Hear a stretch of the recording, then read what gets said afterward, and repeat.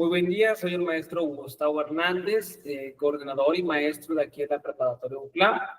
Y el día de hoy tenemos la sesión de física, una sesión pues un tanto complicada, por así decirse, sobre todo porque en los más recientes exámenes se ha situado más en problemas y conceptos, pero pues sí una gran parte de lo que se está presentando pues vendría a ser en problemas, ¿no? Que ahorita igual lo estaremos resolviendo y tratando de explicar en este pequeño video cómo ir formulando cada una de estas operaciones, ¿ok?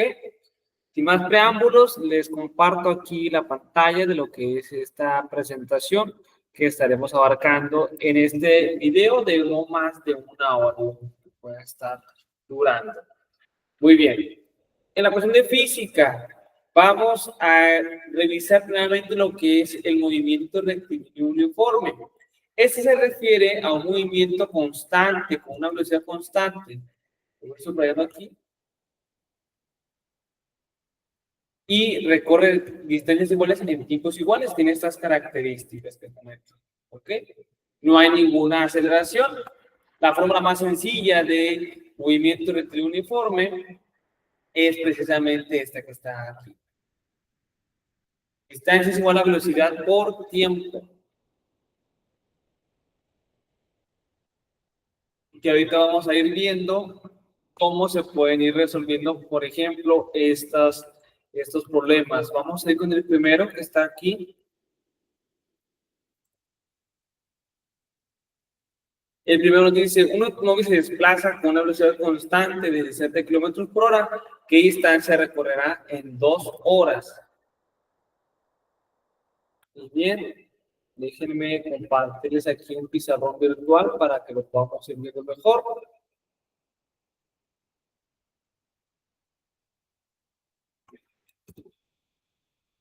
Y aquí está.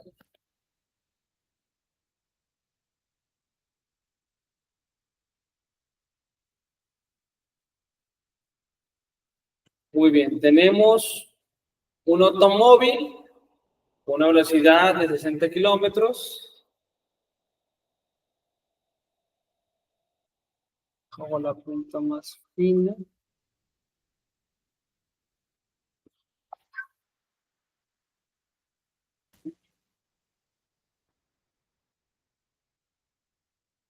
Ahí está, 60 kilómetros.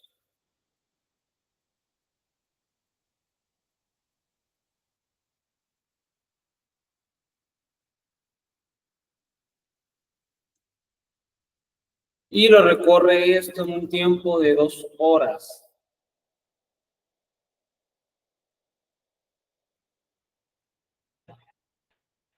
¿Cómo funcionaría esto?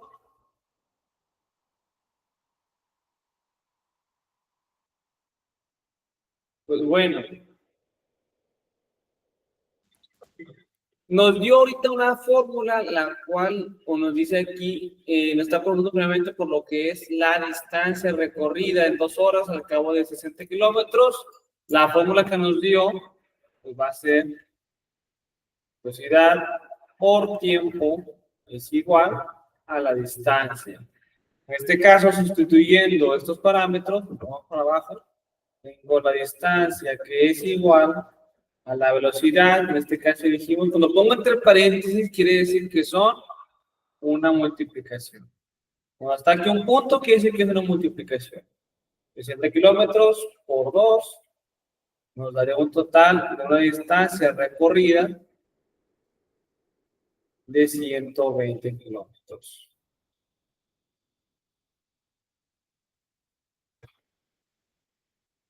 ¿Ok? Así es como se calcula la distancia con esta fórmula. Pero ojo, esta fórmula que vemos aquí no es exclusivamente para la distancia. Si yo tengo como tal,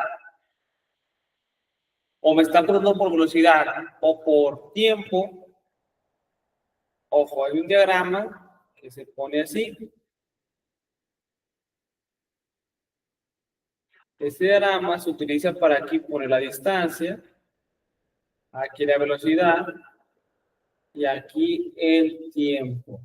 Si me preguntan por distancia, que es el que está aquí, ya sabe que es multiplicar velocidad por tiempo. Si me piden tiempo, es dividir distancia entre velocidad, y si me piden velocidad, es dividir distancia entre tiempo. Este diagrama les va a ayudar mucho para recordar estas fórmulas, ¿ok? Continuando con el siguiente tema, todo esto fue por parte del movimiento rectilíneo uniforme. Y seguimos con unos ejercicios que les podría aquí estar diciendo cómo contestarlos. Ahora tenemos el movimiento rectilíneo uniformemente acelerado. Es cuando se presenta pues, cambios de velocidades y hay aceleración o desaceleración.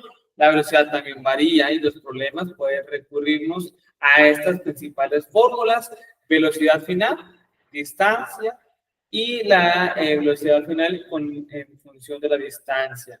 Por ejemplo, un coche que parte del reposo y acelera a una tasa constante de 2 metros sobre segundo al cuadrado, ¿qué velocidad tendrá después de 5 segundos? Velocidad inicial, pues obviamente 0. Aceleración la tenemos aquí que es 2 metros entre segundo. Y el tiempo son 5 segundos. Sustituyendo los valores de la fórmula, se empieza una multiplicación y tenemos la velocidad final. Igual para el tema de aceleración, que tenemos aquí. ¿Cómo calcular la aceleración? Es restar velocidad final menos velocidad inicial entre tiempo. Por ejemplo, que dice que pasa de 25 metros sobre segundos a 35 metros sobre segundos. En 10 segundos, sustituyo mi datos, velocidad final, aquí la tengo. Velocidad inicial, aquí está. 35 menos 25 entre el tiempo, que son 10, nos da de 1 metro sobre segundo al cuadrado. Siguiente tema, tenemos mecánica clásica y nos vamos directamente con la ley de Newton. La primera ley nos dice, o ley de la inercia, que todo cuerpo va a estar quieto a menos que se aplique una presión, o que todo cuerpo va a estar en movimiento a menos que una fuerza ajena a él lo detenga. La segunda ley también muy relacionada con lo que es la relación entre fuerza y aceleración, y nos dice que un cuerpo depende mucho de la fuerza o de la masa que tenga y de la aceleración que se quiere alcanzar a la fuerza a aplicar. Por ejemplo, si yo quiero que este vaso de tantos gramos se mueva a tal velocidad o a tal aceleración, pues se tiene que aplicar cierta fuerza, ¿no?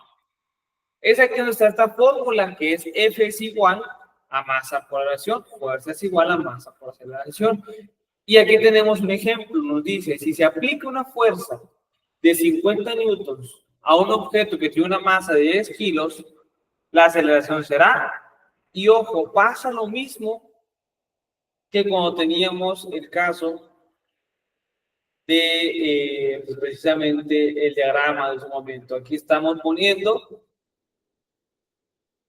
la aceleración es igual a la fuerza sobre la masa, que en este caso es 50 sobre newtons.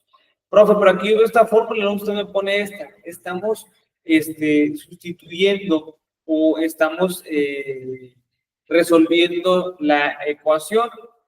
Aquí F ya lo tengo, que son 50. Aquí lo tenemos. F se representa en newtons. Es igual a la masa que también la tengo, que son 10 kilos, por la aceleración, que es la que me está preguntando. ¿Qué es lo que tengo que hacer aquí? Tengo que encontrar el valor de A.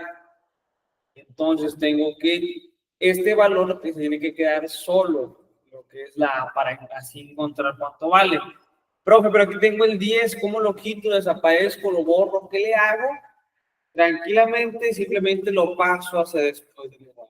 Voy a sustituir ese valor pasándolo después del igual. Pero pasa algo muy raro cuando pasamos valores después del igual. ¿Por qué? Porque de estar multiplicando va a pasar a su sentido inverso, que sería dividiendo. En este caso, si se está multiplicando, se va a pasar dividiendo, y es aquí como queda entonces así. 50 entre 10 es igual. Aquí tenemos la respuesta.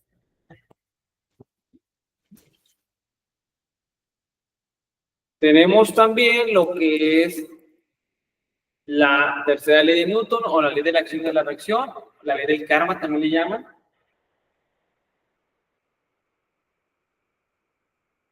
La tercera ley nos dice que a toda acción corresponde una acción. Digamos, si yo le pateo, si yo golpeo esta pared, aquellos los golpeaparedes, voy a tener una reacción por parte de la pared, ¿no? A lo mejor, a mí no me duele y demás, pero sí hay una reacción por parte, ¿no? Así funciona todo el sistema natural. Y por último, nada más recordando la aceleración que tenemos en la Tierra, tenemos este concepto de gravedad, que siempre va a ser igual de 9.81 o 9.8 metros sobre segundo cuadrado. Siguiente tema, órbitas. Órbitas es un tema muy especial, ya que también en el examen lo llega a preguntar. Y tenemos las órbitas con las leyes de Kepler, que nos indica el movimiento planetario. En este caso, tenemos tres leyes. La primera ley nos dice que los planetas no giran alrededor de las estrellas, en este caso del Sol, en círculo, sino en una órbita con forma de elipse, que casi siempre, no casi, mejor dicho, va a ser así. Ese va a ser el movimiento del planeta. Permíteme nada más un ratito, voy por el creador de esta computadora. No tardo nada.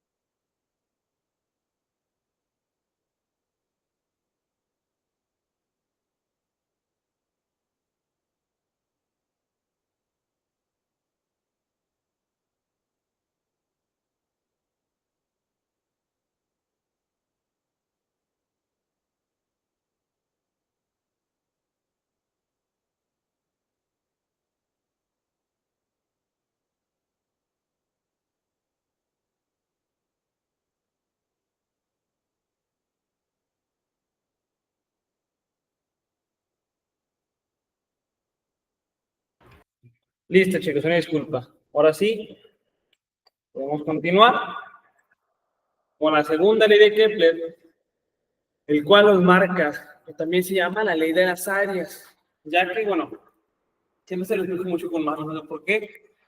Imaginemos que este es el Sol y esta es la Tierra. La Tierra va girando, pues así, ¿no? Como siempre lo he hecho, con órbitas y órbitas. Esta ley nos dice que si medimos tiempos y distancias del 1 aquí, y si acá en otro punto medimos el mismo tiempo, va a recorrer la misma distancia, aunque sea una posición diferente, por eso se le llama la ley de las áreas. Y por último, la ley de los periodos nos dice que el cuadrado de la órbita, el cuadrado del periodo orbital de cualquier planeta es proporcional al cubo del radio de la órbita. Profe, ¿qué quiere decir esto? Nos dice y nos habla de periodos. Nos dice que esta relación, si se toma el cuadrado del tiempo orbital de un planeta, o sea, el tiempo que tarda en darle la vuelta al Sol, y se compara con el cubo de la distancia del Sol, el cociente será constantemente o será constante para todos los planetas. En otros términos o en español, como muchos me dirían, sería, si yo mido el tiempo que tarda en darle la vuelta y la distancia que hay entre mi planeta y mi estrella, si al tiempo le saco el cuadrado y al radio le saco el cubo, me va a dar un número. Pero ese número va a ser el mismo para todos los planetas. Por eso le llama la ley de los periodos. Tenemos ahora el tema de energía. Un tema muy corto, solamente tipo de transferencia de energía. Y tenemos la energía por conducción, que es a través, esta imagen la representa mejor. Conducción, totalmente tocando la parte del metal. Convección, que es por la que está, puedo ver aquí, que está a través de líquidos y gases, y radiación, la que sale así. Ahí les va otro ejemplo. Y todo se puede poner, pues no sé si es un asador, una parrilla, el ejemplo, pero podría que ver ahí. Yo prendo el carbón y está la parrilla, ¿no? Si nosotros tocamos así la parrilla, obviamente nos va a quemar. Se nos transfirió calor, es una transferencia de calor por conducción. Pero esa parrilla, profe, no lo tocó el calor en sí. Si vemos el carbón, está así. La parrilla está más arriba. ¿Cómo se calentó? Por medio de radiación. Por medio de radiación fue como se calentó esa parrilla. No le tocó el fuego por completo, sino fue las ondas electromagnéticas las que lo calentaron. Pero si yo en esa parrilla pongo una tinita, le echo agua, pongo unos tomates o demás, lo que sea, se va a calentar por convección. Esos tomates no están tocando en sí la parrilla, ni tampoco están así en las ondas, sino están tocando el agua. Así fue como se propagó el calor. Siguiente tema, tenemos el tema de la dinámica, en las cuales describe el comportamiento de tres cantidades físicas fundamentales, que sería la temperatura, la energía y la entropía. Tenemos la primera ley que nos dice que si dos objetos están en equilibrio térmico, o sea, la misma temperatura, y un tercer objeto está equilibrado térmicamente con ellos, los tres van a tener la misma temperatura. Digamos, si yo tengo un objeto aquí, otro aquí y otro aquí, estos dos tienen la misma temperatura y este de acá está conectado con este de aquí, los tres van a tener la misma temperatura. La primera ley, o también llamada ley de la conservación de la energía, dice que la energía no se entiende, se destruye. Prácticamente nos da a ver que la energía proviene siempre de algo. No puede ser como que, mira, encontré energía, déjala agarrar. O, mira, ya no quiero energía, la destruyo. Eso no puede pasar.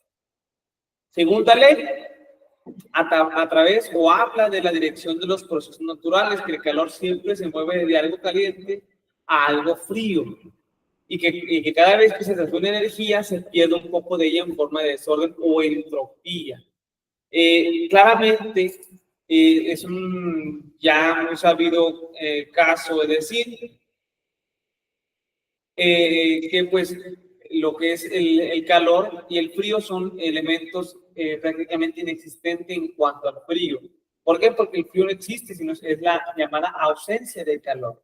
Y esa ausencia de calor la podemos ver, por ejemplo, en los cuartos, y es donde se pierde esa energía.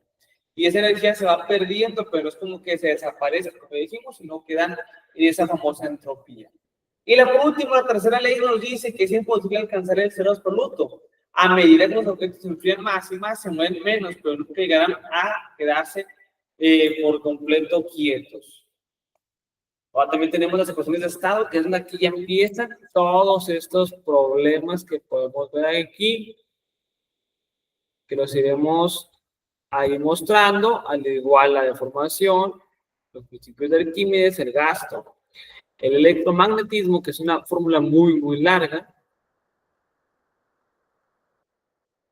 y también la ley de las refracciones, que también les dejaré un video que les explica un poco mejor esta parte.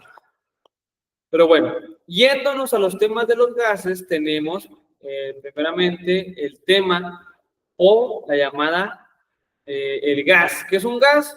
Moléculas muy separadas que no pueden estar sin un recipiente y pues no tiene ninguna forma, ¿no?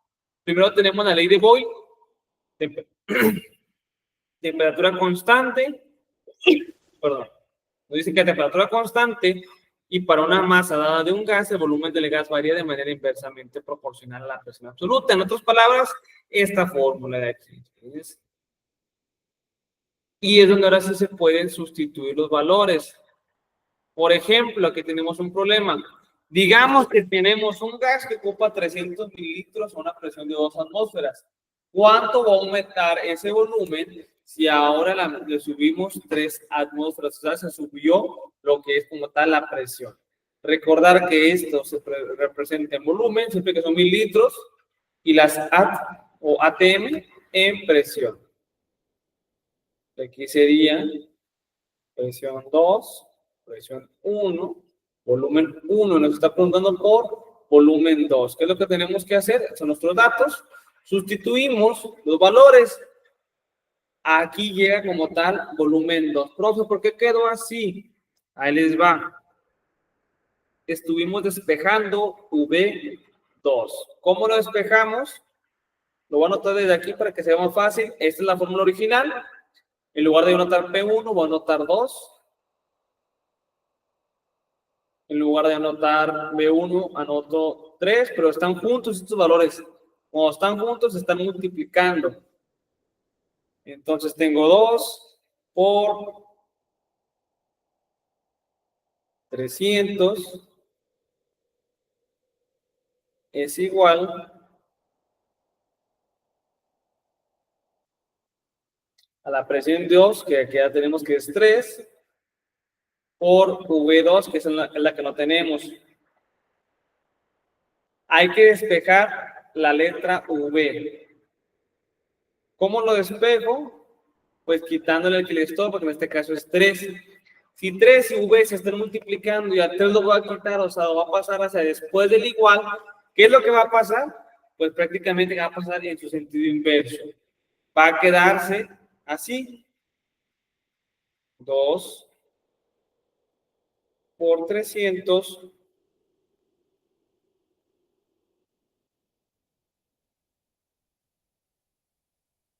entre 3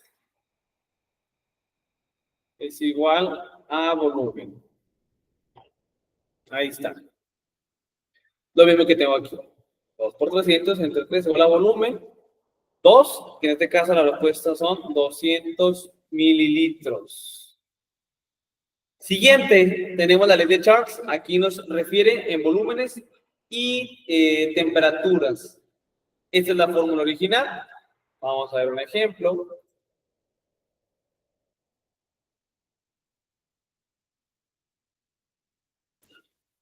Nuevamente la fórmula. Una muestra de helio ocupa 500 mililitros a 300 grados Kelvin. ¿A qué temperatura ocupará 700 mililitros si la presión no cambia?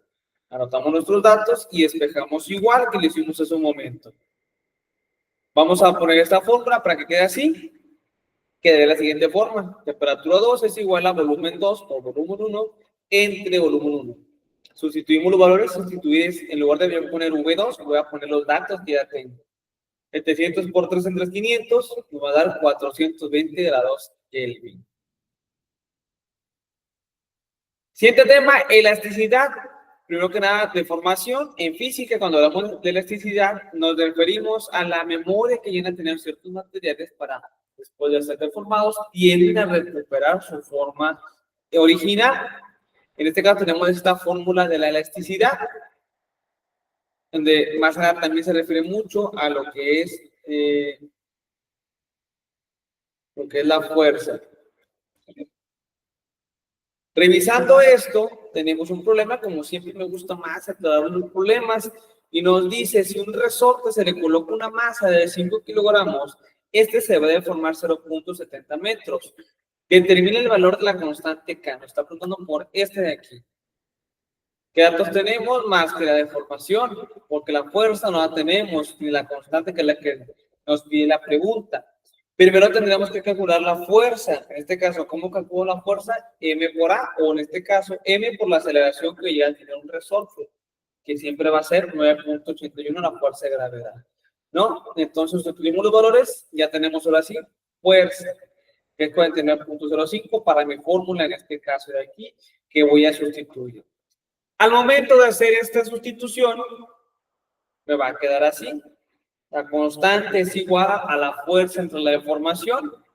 Fuerza ya la calculé, 49.05. La deformación la tengo desde acá, que es 0.7. 49.05 entre 0.70 me da a 70.07. ¿Ok? Recordar estos temas, hay que repasarlos y repasarlos. Se van a ver en clases, también se van a ver en repaso. Yo se recomendaría que lo vieran mejor, de forma totalmente directa, o en su defecto, si no lo pueden hacer, ven este video varias veces para que lo puedan entender. Sobre todo estas partes. Siguiente tema, tenemos la hidrodinámica y tenemos el llamado principio de Pascal. Anotamos esta parte, por favor.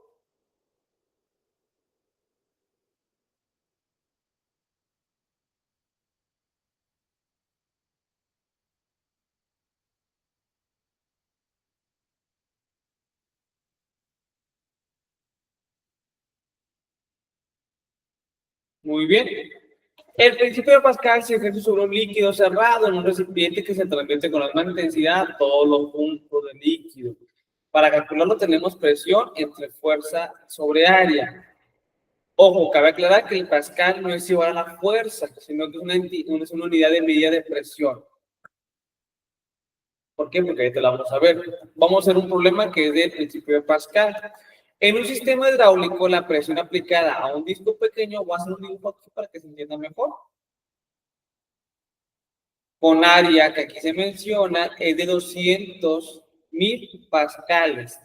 Este sistema está conectado a un pistón más grande, que es el que está, digamos, acá. ¿Cuál es la fuerza que se aplica aquí? Si este mide, pues obviamente, pues 50, 30 veces más, ¿no? ¿Qué es lo que vamos a hacer? Pues calcular la fuerza que se le aplica a este. ¿Cómo se le hace? Con la siguiente fórmula. Aquí tenemos, y aquí está.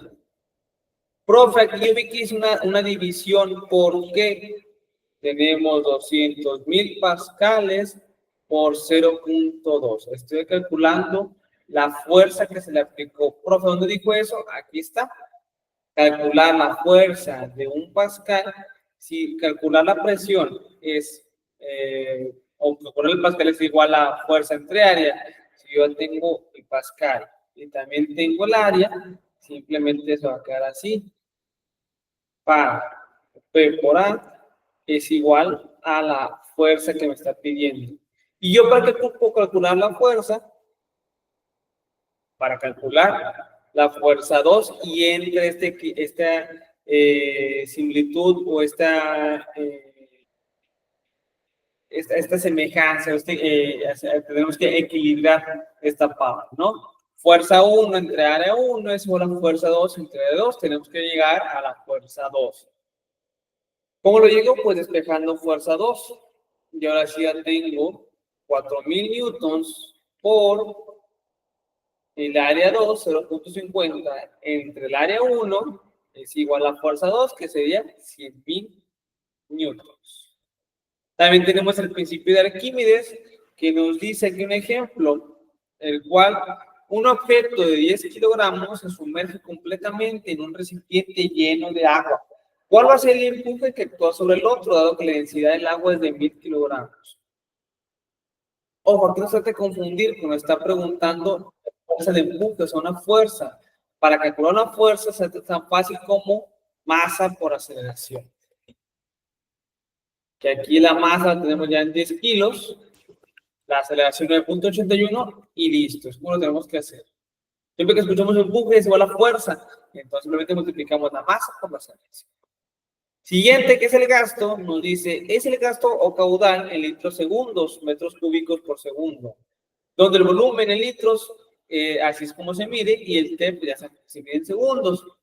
Nos dice, calcula el tiempo que tardará en llenarse un tanque con una capacidad de 11.000 litros de capacidad al suministrarle 30 litros sobre segundo. Tenemos la fórmula, el tiempo es igual a la velocidad, al volumen, perdón, entre lo que el tiempo que tarda en llenarse, Lo dividimos, me da un total de 366.75.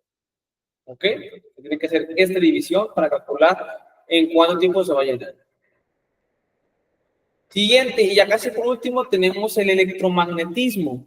El electromagnetismo nos inicia con la ley de Coulomb, que nos dice o nos va a predecir cuál será la fuerza electrostática de atracción o repulsión existente entre dos partículas. Y este es el problema que les voy a agregar con un video especial en cómo resolver este problema, porque sí está un poquito largo.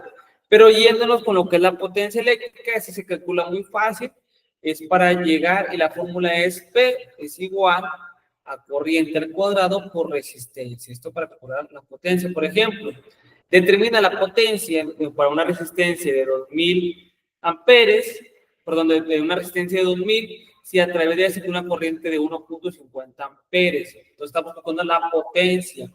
Simplemente multiplicamos y nos da la potencia. Por último, ahora sí tenemos la óptica. La óptica es como tal, en cuanto a la ley de Snell, en la refracción, en cómo un objeto se puede llegar a desviar o puede llegar a refractarse si se le atraviesa una luz y demás, ¿no? En este caso, también les dejaré un video en que les explique esta cuestión un poquito más ilustrativa, que sea de su mayor entendimiento, ¿ok? Y bien, por mi parte sería todo. Recordar que estuvieron acompañados de otros 2 videos especiales para estas preguntas. No me queda más que agradecer su atención y espero verlos pronto en clase.